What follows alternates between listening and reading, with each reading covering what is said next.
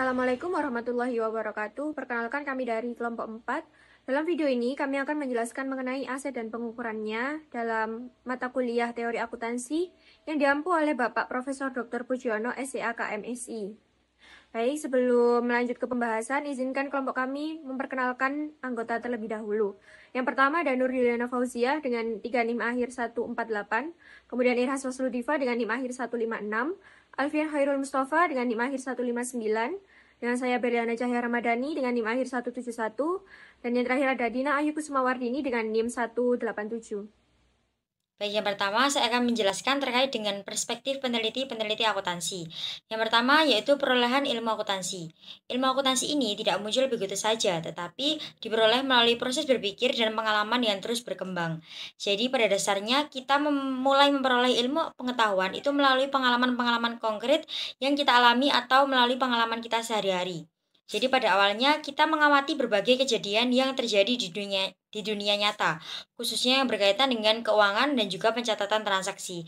Nah, dari pengamatan ini, kita mulai menyadari adanya pola atau hubungan tertentu yang tampaknya itu berulang. Misalnya, jika kita itu melihat bahwa setiap kali sebuah perusahaan itu menjual barang, pasti di situ ada catatan yang dibuat mengenai pemasukan yang diterima. Nah, dari pengamatan itu, kita mulai mengembangkan pemikiran awal atau hipotesis-hipotesis tentang bagaimana suatu transaksi tersebut seharusnya dicatat. Hipotesis ini kemudian diuji dalam berbagai situasi lain untuk melihat apakah tetap berlaku atau perlu diperbaiki. Jika hasilnya konsisten dan bisa diterapkan secara luas, maka pemikiran tersebut dapat berkembang menjadi teori akuntansi yang akhirnya digunakan sebagai pedoman dalam dunia bisnis dan juga keuangan. Nah, dari proses belajar akuntansi dan juga penyusunan hipotesis-hipotesis yang dilakukan tadi, ada 3 jenis pengetahuan yang nantinya akan kita peroleh. Yang pertama yaitu pengetahuan faktual, yaitu pengetahuan tentang fakta-fakta dasar dalam akuntansi, seperti aturan dan standar yang sudah ditetapkan. Misalnya, kita tahu bahwa laporan keuangan itu harus dibuat secara berkala dan harus sesuai dengan prinsip akuntansi yang berlaku umum atau PABU. Kemudian yang kedua, pengetahuan dari pengalaman. Nah, ini tuh diartikan sebagai pengetahuan yang kita dapatkan dari praktik langsung. Misalnya seperti seorang akuntan. Seorang akuntan itu akan semakin terampil dalam menyusun laporan keuangan setelah berkali-kali melakukannya dalam berbagai kondisi yang berbeda. Kemudian yang ketiga, sekaligus yang terakhir yaitu pengetahuan bagaimana atau knowledge how. Nah, ini tuh diartikan sebagai pengetahuan tentang cara melakukan sesuatu. Contohnya seperti bagaimana cara mencatat transaksi keuangan dengan benar dalam jurnal, bagaimana menyusun laporan laba rugi, atau bagaimana melakukan audit terhadap keuangan sebuah perusahaan. Jadi, secara keseluruhan, ilmu akuntansi itu berkembang melalui proses pengamatan, pemikiran, pengujian, dan juga penyempurnaan. Semakin banyak kita mempelajari dan mempraktikannya, maka semakin dalam pemahaman kita tentang bagaimana akuntansi bekerja dan mengapa prinsip-prinsip tertentu diterapkan dalam dunia bisnis. Selanjutnya yang kedua yaitu klasifikasi penelitian akuntansi. Ilmu pengetahuan itu sangat beragam, begitu juga dengan cara dalam kita memperoleh pengetahuan tersebut.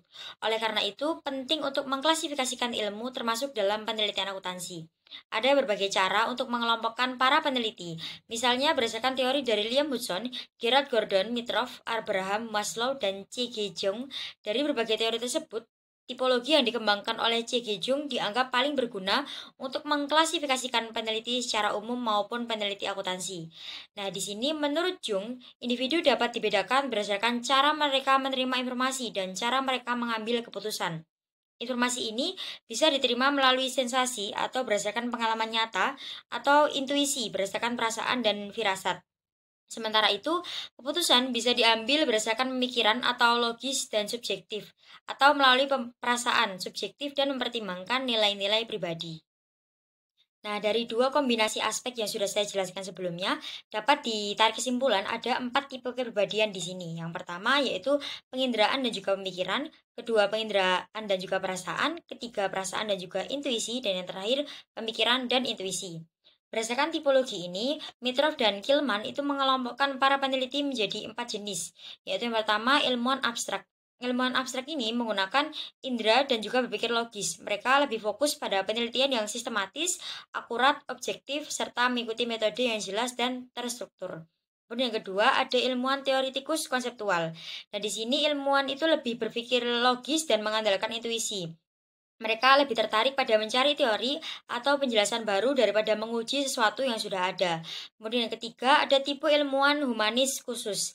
Nah, ini berarti ilmuwan lebih mengandalkan indera dan juga perasaan, di mana mereka itu lebih memperhatikan aspek unik dari setiap individu dibandingkan dengan konsep-konsep teori yang abstrak. Dan yang terakhir, tipe ilmuwan humanis konseptual. Ini berarti ilmuwan menggunakan intuisi dan juga perasaan. Mereka meneliti dengan tujuan untuk meningkatkan kesejahteraan manusia dan memberi manfaat bagi masyarakat. Baik, terima kasih atas waktunya. Di sini selanjutnya saya akan menjelaskan terkait perspektif ideologi dalam metodologi akuntansi. Nah, jadi perspektif ideologi dalam metodologi akuntansi ini memandang bahwa akuntansi bukan sekedar alat pencatatan keuangan yang netral, tetapi merupakan konstruksi sosial yang dipengaruhi oleh kepentingan politik, ekonomi, dan sosial. Akuntansi seringkali digunakan sebagai alat untuk mempertahankan atau memperkuat dominasi kelompok tertentu seperti investor, pemerintah, atau perusahaan besar yang mungkin mengorbankan kepentingan kelompok lain seperti karyawan atau masyarakat umum. Dalam pendekatan ini, praktik akuntansi tidak hanya dilihat dari segi teknis, tetapi juga dianalisis secara kritis untuk memahami bagaimana standar, kebijakan, dan regulasi akuntansi dapat menguntungkan atau merugikan pihak tertentu.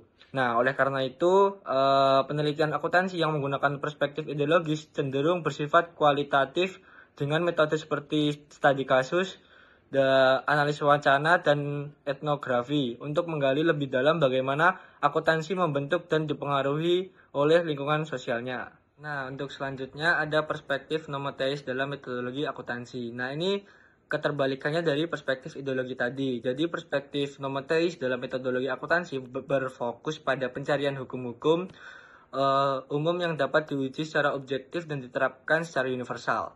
Nah, pendekatan ini menganggap bahwa akuntansi adalah ilmu positif yang dapat diukur dengan metode empiris, sehingga prinsip-prinsip akuntansi harus bersifat objektif, bebas nilai, dan dapat digeneralisasikan ke berbagai konteks.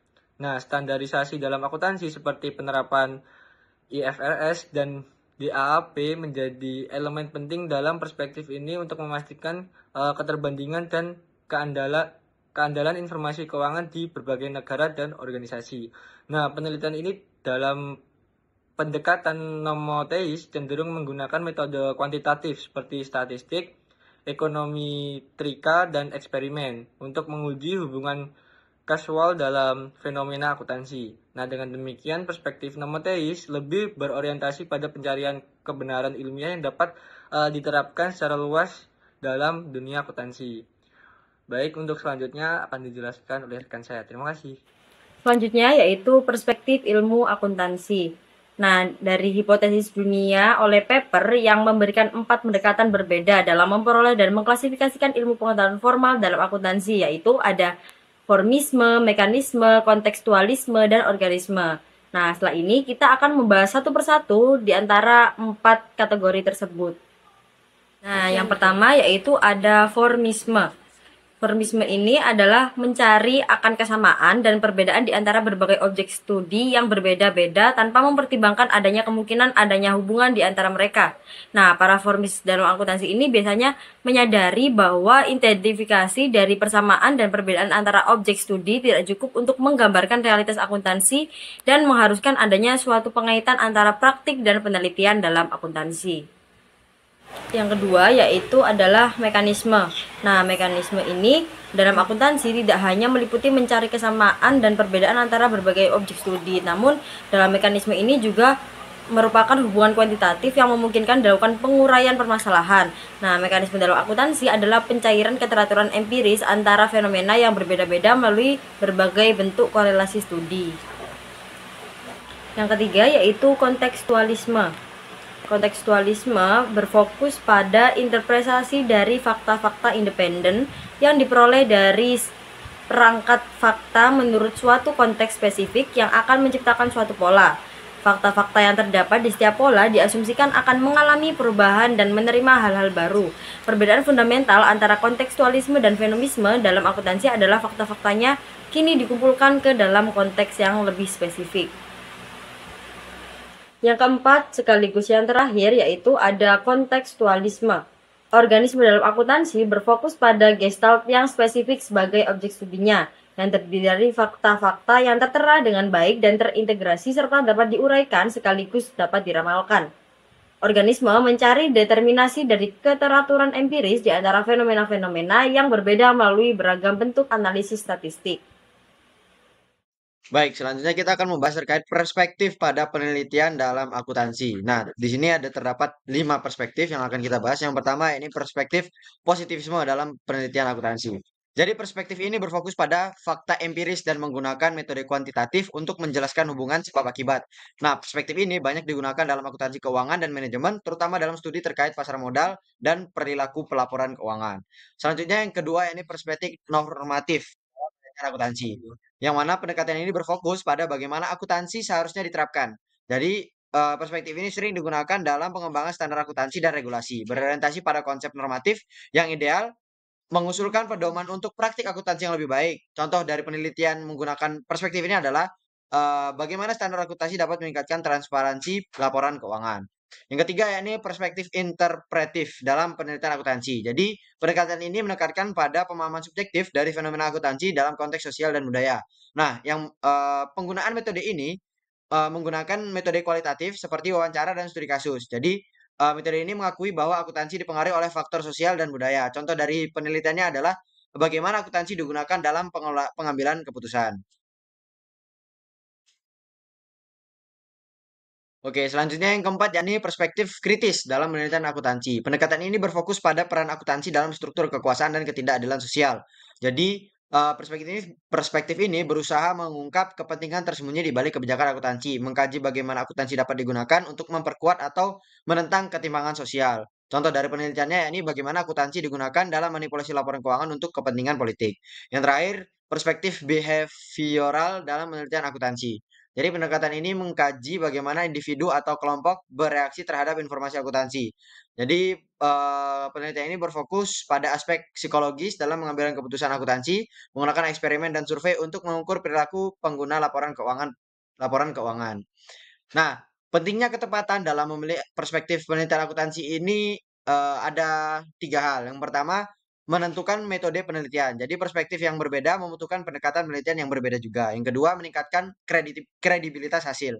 Jadi kesalahan dalam memilih perspektif akuntansi, perspektif penelitian dapat menyebabkan kesimpulan yang tidak akurat. Selanjutnya, yang ketiga yakni membantu dalam pemilihan teori. Nah, perspektif yang tepat akan membantu pemilihan teori yang relevan untuk penelitian. Selanjutnya, saya akan menjelaskan mengenai fondasi intelektual dalam akuntansi. Akuntansi sebagai disiplin ilmu terus berkembang seiring dengan perubahan ekonomi dan sosial. Pemikirannya tidak hanya didasarkan pada pencatatan transaksi keuangan, tetapi juga dipengaruhi oleh berbagai teori ekonomi dan bisnis. 3 pendekatan utama yang menjadi dasar perkembangan akuntansi. Yang pertama, ada akuntansi berbasis ekonomi marginal.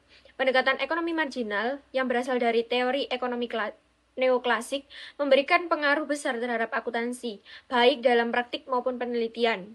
Akuntansi dalam pendekatan ini menekankan 2 prinsip utama. Yang pertama, individualisme, yaitu menempatkan pemilik sebagai pihak utama yang memiliki hak penuh atas perusahaan, tanpa memperhatikan pemisahan antara kepemilikan dan manajemen. Yang kedua, objektivitas dan independensi, di mana menganggap bahwa perusahaan sebagai entitas yang sah dalam mengendalikan sumber daya dan beroperasi secara mandiri untuk mencapai efisiensi ekonomi. Pendekatan ini mendukung akuntansi sebagai sistem informasi yang netral dan bebas dari pengaruh luar, sehingga dapat memberikan data yang andal bagi pengambilan keputusan ekonomi. Yang kedua, akuntansi ekonomi politis. Pendekatan ekonomi politis muncul sebagai kritik terhadap ekonomi marginal, yang di mana pendekatan ini menilai terlalu fokus pada individu dan mengabaikan faktor sosial serta politik. Dalam perspektif ini, modal tidak hanya dipandang sebagai alat produksi, tetapi juga sebagai hubungan sosial yang mempengaruhi dinamika kekuasaan dalam organisasi dan masyarakat. Perbedaan sistem ekonomi seperti feodalisme, kapitalisme, dan sosialisme mencerminkan bagaimana akuntansi digunakan untuk mempertahankan atau mengubah struktur sosial dalam masyarakat yang terdiri dari berbagai kelompok dengan kepentingan yang berbeda. Akuntansi dapat menjadi alat untuk mempertahankan dominasi suatu kelompok atau sebaliknya, sebagai sarana untuk menciptakan keadilan ekonomi. Kemudian ada akuntansi berbasis disiplin ilmu bisnis. Untuk meningkatkan relevansi akuntansi dalam dunia bisnis, berbagai konsep dari disiplin ilmu lain telah diadopsi. Integrasi ini bertujuan untuk menyesuaikan akuntansi dengan perkembangan lingkungan sosial dan ekonomi. Beberapa aspek utama yang menjadi fokus dalam pendekatan ini meliputi yang pertama, matematika dan teori keputusan. Digunakan dalam analisis data dan pemodelan keputusan bisnis. Yang kedua, teori pengukuran formal, menekankan standar dalam pengukuran dan pelaporan keuangan. Yang ketiga, pasar modal dan keuangan modern, menghubungkan akuntansi dengan mekanisme investasi dan regulasi pasar modal. Yang keempat, ekonomi informasi, memanfaatkan akuntansi sebagai alat untuk meningkatkan transparansi dan efisiensi informasi bagi pemangku kepentingan. Yang kelima, model probabilistik dan psikologi matematis, mempelajari bagaimana individu mengambil keputusan dalam kondisi ketidakpastian. Kemudian teori kontrak, menganggap akuntansi sebagai bagian dari sistem perjanjian dalam bisnis dan organisasi. Yang terakhir, pendekatan multidisiplin, di mana menggabungkan berbagai teori seperti rasionalitas terbatas, relativitisme linguistik, ekonomi tenaga kerja ganda, serta audit statistik untuk meningkatkan pemahaman dan penerapan akuntansi dalam dunia bisnis. Pendekatan ini memungkinkan akuntansi untuk berkembang lebih fleksibel dan relevan, tidak hanya sebagai alat pencatatan, tetapi juga sebagai instrumen strategis dalam pengambilan keputusan ekonomi dan bisnis. Sekian penjelasan dari kelompok kami. Apabila ada salah kata, kami mohon maaf yang sebesar-besarnya. Wassalamualaikum warahmatullahi wabarakatuh.